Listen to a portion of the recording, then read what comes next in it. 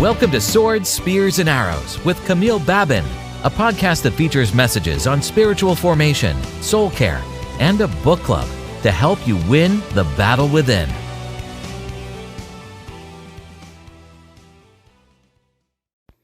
Hello and welcome to Swords, Spears, and Arrows. I'm your host, Camille Babin. Thank you for tuning in for another episode. Today I want to share a story with you. It's probably something that you're familiar with. You maybe have heard the story before, and it's about Lot. And Lot was Abraham's nephew.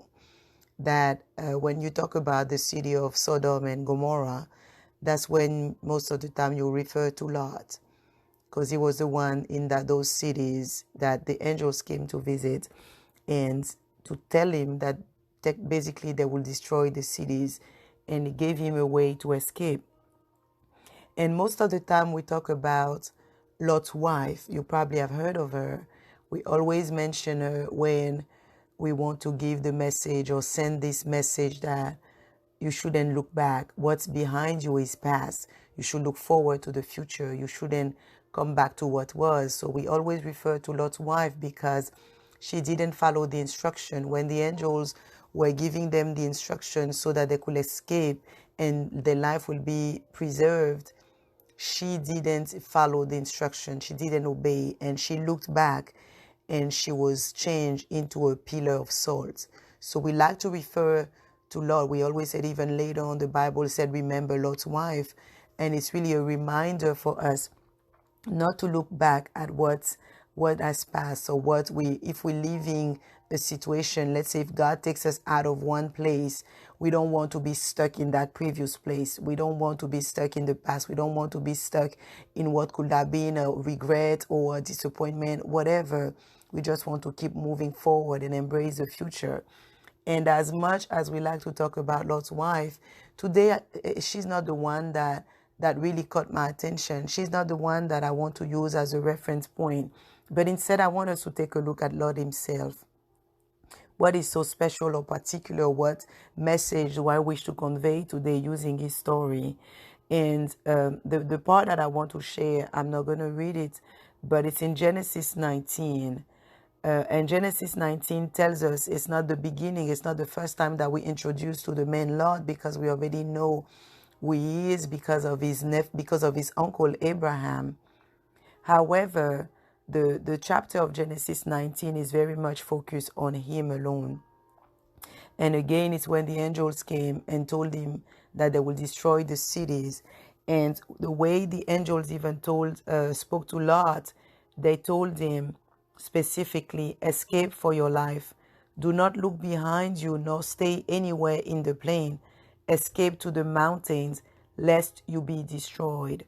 So that was the instruction, or I even want to say the command that the angels gave him. The angels were sent by the Lord to Lot and gave him a specific place, a specific direction that he had to follow, and the place where he could go, basically find refuge for what was to come. And first of all, I want to stop right here to consider that this is a privilege, because the angels were not sent to other people even in the town. They were sent to Lot, and I assume that it's because of Abraham, because Abraham was so blessed and the Lord had a covenant with him and told him that everyone who blesses him will be blessed and everyone who cursed him will be cursed. So God was watching over that word even to make sure that it will come to pass. So I really believe that Lot, of course, benefited from Abraham's covenant, and that's why the angels went to him and gave him those instructions. But look at the answer that Lot gave, and that's really what I want to highlight today, because I feel like sometimes we focus so much on what his wife did that we kind of overlook Lot's position himself. And in verse 18, that's the answer. After the angels told him to go to the mountain, to escape to the mountains, Lot answered. He said, "Please, no, my Lord. Indeed now, your servant has found favor in your sight, and you have increased your mercy, which you have shown me by saving my life. But I cannot escape to the mountains, lest some evil overtake me and I die. See now, this city is near enough to flee to, and it is a little one. Please let me escape there. Is it not a little one? And my soul shall live. And the title of the episode today, or what I want to share with you, is it's simply Small Minds Don't Win. Small minds don't win. Again, Lot had the opportunity to go to a place that I believe the Lord has already set for him. God showed him through his angels to go to the mountain, but Lot didn't want to go to the mountains. And I presume we can really make many assumptions here that the mountain were probably further than Lot wanted to go. To climb a mountain, it will require more effort, more time, more energy. And I want to believe that Lot wasn't ready for it. Lot wasn't willing to push. He wasn't willing to do the work, to do what it takes for him to live in that place of protection, basically, to dwell under the shadow of the Lord. So Lot thought instead he had a better plan. He had a better solution. He thought that he could see, and basically he could already know and tell which option was better for him. So instead of going to the mountains the way the angels instructed him, he chose for himself that little city that was near, that was close by. He didn't want to stretch beyond what he could see, but he wanted to remain in that place. And this message even has been very personal to me, because when we think about being comfortable, when we think about living in comfort zone, and we say that all the time, we always know when we say that in our comfort zone, we cannot grow. We always have to push barriers. We always have to push limitations and go beyond our fears and all that. And these are cute sayings sometimes, and they can remain cute saying unless we make a change, unless we do something very different, or unless we really live by them. And what is very interesting in that is when we talk about being comfortable or living in our comfort zone, sometimes we don't always have the capacity to discern what is comfortable, what feels comfortable. Sometimes we may feel like we're not being comfortable. We feel like we're being challenged, or maybe, that's not the case, because comfort doesn't always come announcing itself. It doesn't always say, oh, here I am, it's me, now you're being comfortable. We find excuses, we find reasons. We can really feel justified sometimes because there is a situation and we can say, oh, I won't have enough time to do it, or maybe there's this reason or that reason. And because we feel like it's a valid point or it's a valid reason, so we stay right there, not realizing that we're still stuck in what I call comfort city. We stay stuck in, and that's exactly what Lot did. The angels gave him an option. They told him, go to the mountains. He looked at the mountain looked too far. The mountain looked too steep maybe to climb. It felt to him like it wouldn't be safe enough. So instead he said, let me rely on my own strength. Let me rely on what I think I know. Let me rely on what makes me feel good. Whatever doesn't scare me, let me choose that.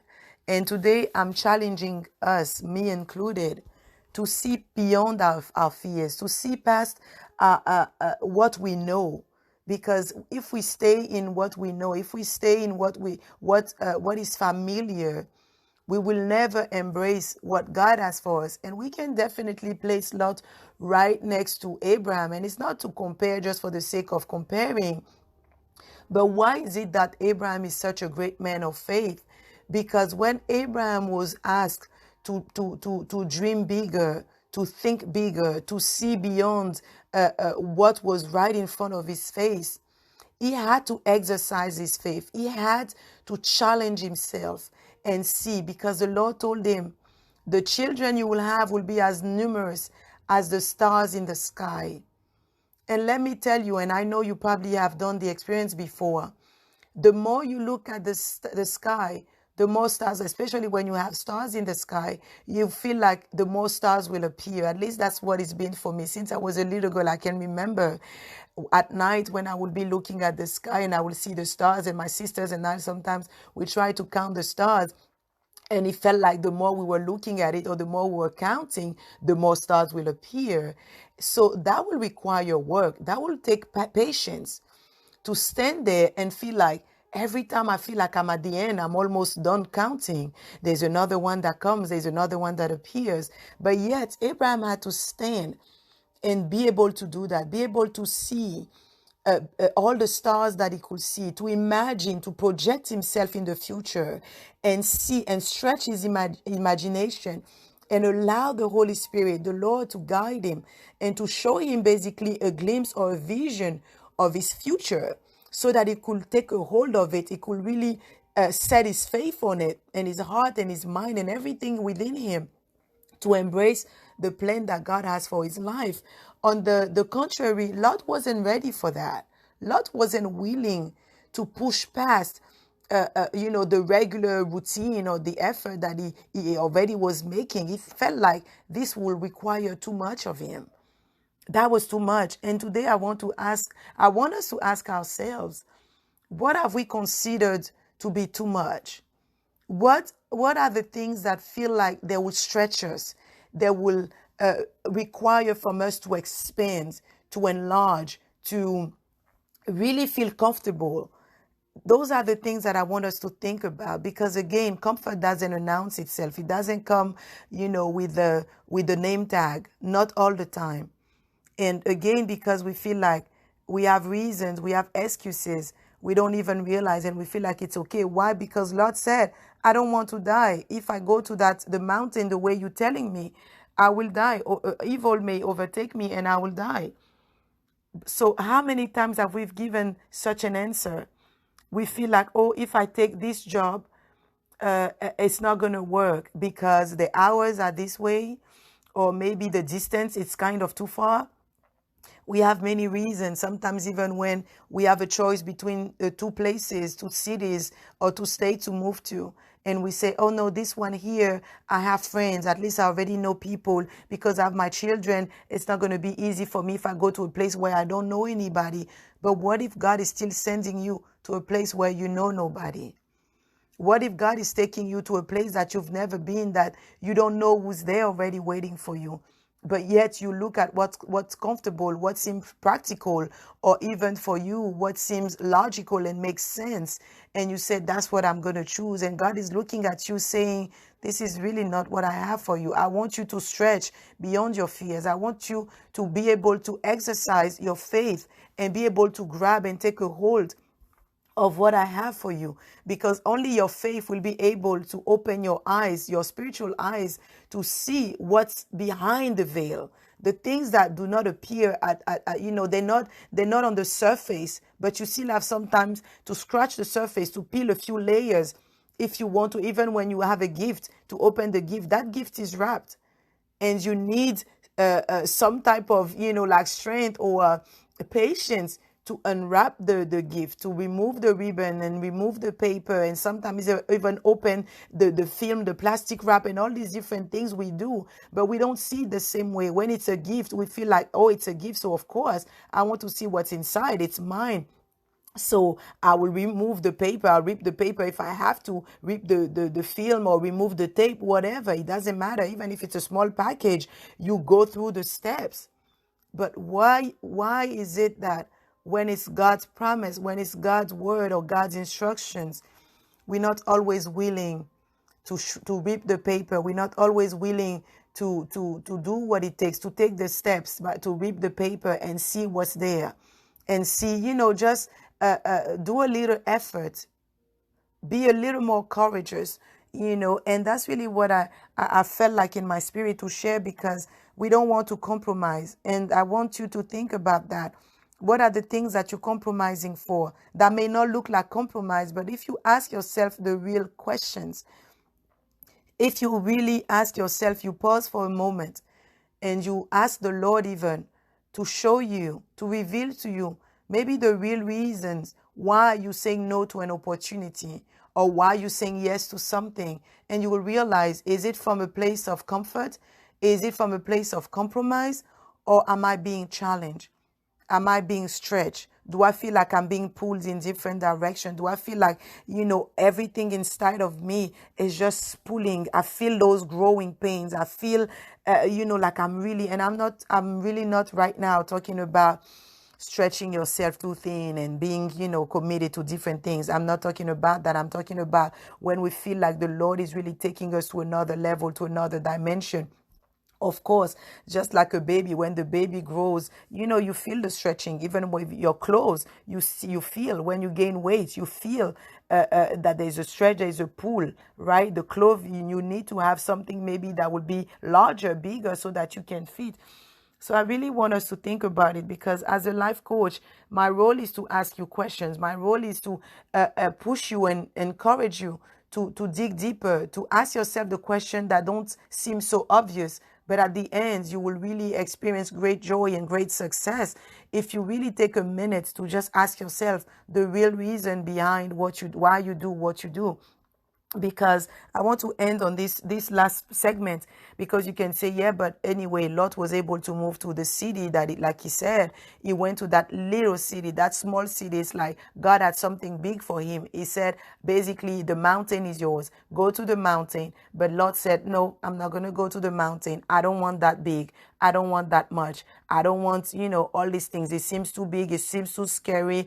It's too distant. I don't see that happening right now. It's going to take too much time for me to get there. I don't think I have the strength. I don't think I have the energy. Maybe I'm too old already. I mean, so many different reasons. So he didn't go and he settled for that small city. But guess what happened? He still had at some point to move out of that town, because all these cities were being destroyed. All these cities were being overthrown. So he still had to go and dwell in the mountain. That's what the verse down tell us, that he still had to go to the mountain.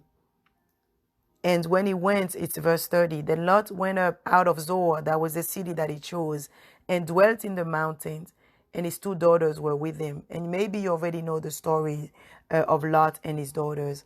After he did all of that and he ended up being in the mountains, guess what happened?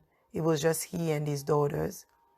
And because they were afraid too, because what you don't confront, it will be part of your inheritance. It will be part of your lineage. If you don't defeat those giants, you pass it on to the next generation. And his daughters rose up, and they were filled with the same spirit, with the same fear that Lot had. They too, they were afraid, and they looked at the situation and they said, oh my goodness, we have to do something. It's only our father and ourselves. We have no men. There's nothing. How are we going to make sure that we continue our bloodline, that we continue this lineage? Basically, after us, there is nobody. We need to make sure that we have heirs to follow after us, to keep, our father's name alive. So they decided to sleep with their father, to actually give him something to drink, so that they could even, I want to say it like that because that's what it looks to me, they took advantage of their father while he was asleep. One sister after another decided to get their father drunk so that they could sleep with him in the night and get pregnant. And that's what happened. And both of them got pregnant, and their children are named Moab and Ammon. And you probably have heard already about the Moabites and the Ammonites. And they're not the people that followed God. They're not the people. And when you talk even about Ruth and Naomi, Ruth was a Moabite. And there were the people that would sacrifice their children. There were the people that were doing idol worshiping, basically. So all of that at the end, for you to have heirs that will not follow the Lord, that will not follow in the footsteps, that will not know him, that will not worship him. So basically, your life that you wanted to preserve still has been destroyed. Nobody after that point talked about Lot again, unless we mention his wife. Nobody sees Lot the way we see Abraham, the way Abraham was favored and blessed. We cannot say the same for his nephew. We can't say the same for him. And that's why I felt in my spirit, in my heart today, that we need to be shaken a little bit. We need to realize and to stop making excuses, to stop making even those reasons that seem so good in our eyes, and to really push behind our comfort zone, to really push behind what seems comfortable, behind what seems even the right way, or what seems so logical, and really ask God for the mountain. All we can do is only ask him the strength. I'm not saying that going to the mountain will be easy. I'm not saying that entering the territory or the space that God has for you will be easy. I'm not saying that your next step or your next assignment will not feel like, stretch, or will not come with his own set of tests or trials or difficulties. He probably will. But at the same time, we shouldn't shy away from it just because we don't want to be challenged, just because we want to be comfortable. Because if you want to remain small, if you want to remain comfortable, you will remain small. And that's why I said small minds don't win. Every time we settle for less than what God has for us, every time we look at what is beneficial for us instead of looking at what God is calling us to do, we're settling for less, and we're shrinking our mind. We're not allowing our faith to exercise. We're not allowing our faith to grab and to possess everything that God has for us. And that's why last week we talked already about who we're becoming, in the sense that we will only become what we allow our faith to possess, to grasp. Only what our faith can get us, that's what we will have, that's what we'll become. So if we don't allow our faith to be stretched, if we don't allow our expectation to be increased, if we don't allow ourselves even to be just, I'm going to say it, if we don't really allow the Lord to take us out of what we know, from those familiar places, to those made up plans, those templates. I want to say it like that. It's like a template. We have the template. Sometimes it's easier to just use a template instead of having to create your own. It's easier to use what has been done before, to rely on what's been done, to rely on where you've been before, to rely on even someone else's experience. And we feel safer. We feel protected. We feel like we're making the right choice. But today I want to challenge you, and I want to tell you, this is not the choice that God has for you. God is calling you to stretch. God is calling you to increase. God is calling you to push past beyond your fears, beyond your own limitations, beyond what seems so right, even your own reason and your own wisdom. He's asking you to rely on his wisdom, to acknowledge him, and he will direct your path. He will tell you exactly which way to go. And just like Jesus said, the one who wants to save his life will lose it. But he will lose his life for his name, for the sake of obeying, of pleasing the Father, he will obtain eternal life. And that's exactly what Lot missed out on. And I don't want you to miss out on it. I want you to really take a time and think about those decisions that you have to make. Are you making them from a place of comfort, or are you being stretched? Are you walking in obedience to what God is telling you, even if you don't see, even if it seems so distant, even if it still seems or looks blurry? You don't have all the details. You don't have all the answers. You don't have, like everything figured out. You have many question marks.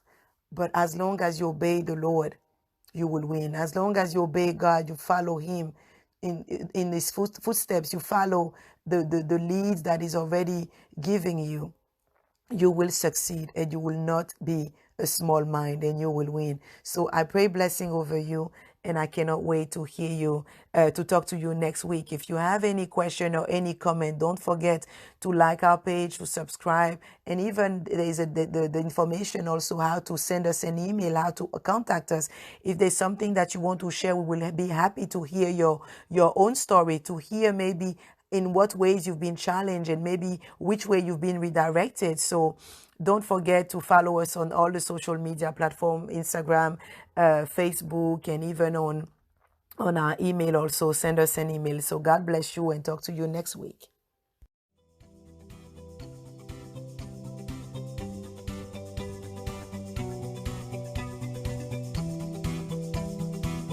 Thank you for listening to Swords, Spears, and Arrows with Camille Babin.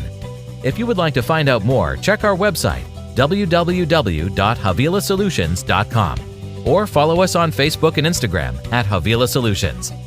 Don't forget to subscribe so you won't miss any episode.